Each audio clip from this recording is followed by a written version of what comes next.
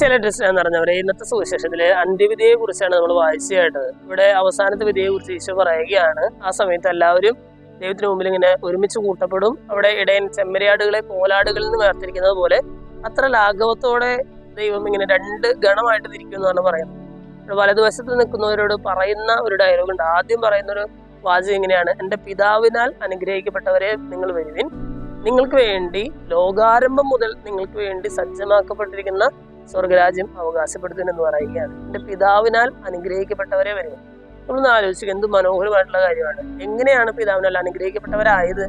അത് ഈശോ തുടർന്ന് വരുന്ന വചനങ്ങളിൽ പറയുന്നുണ്ട്. ഇവർ ചെയ്ത കാരുണ്യ പ്രവർത്തികൾ മൂലമാണ് ഇവർ പിതാവിനാൽ അനുഗ്രഹിക്കപ്പെട്ടവരായി തീർന്നത്. അവർക്കുള്ള പ്രതിഫലം എന്താണ്? ലോകാരംഭം മുതൽ നിങ്ങൾക്കായി കരുതി വെച്ചിരിക്കുന്ന ഒരു സ്വർഗരാജ്യമുണ്ട്. ആ സ്വർഗരാജ്യം അവകാശമായിട്ട് നേടിക്കൊള്ളുവിൻ എന്ന് പറയുകയാണ്. ഇത്ര മനോഹരമായിട്ടുള്ള ധന്യമായിട്ടുള്ള ഒരു നിമിഷമായിരിക്കും അത്. നിങ്ങൾ ചിന്തിച്ചു നോക്കിയേ. ഇന്നത്തെ സുവിശേഷത്തില് ഈശോ അന്ത്യവിധിയെ കുറിച്ച് പറയുമ്പോൾ നമ്മളോടും പറയുന്ന കാര്യം ഇത് തന്നെയാണ്. പിതാവിനാൽ അനുഗ്രഹിക്കപ്പെട്ടവരാകാനായിട്ട് നിങ്ങൾ ചെയ്യേണ്ട ഒരേ ഒരു കാര്യം മാത്രമേ ഉള്ളൂ. നിങ്ങൾ ഈ ഭൂമിയിലുള്ള ജീവിതത്തില് കാരുണ്യ പ്രവർത്തികൾ ചെയ്യണം. അതെങ്ങനെ ചെയ്യണം?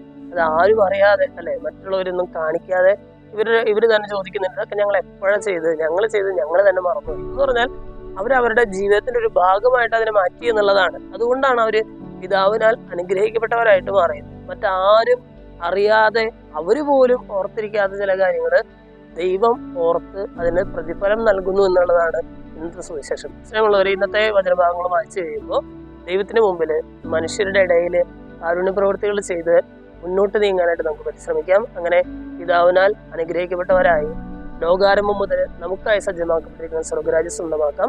ദൈവം നമ്മെല്ലാവരെയും സമൃദ്ധമായിട്ട് അനുഗ്രഹിക്കും.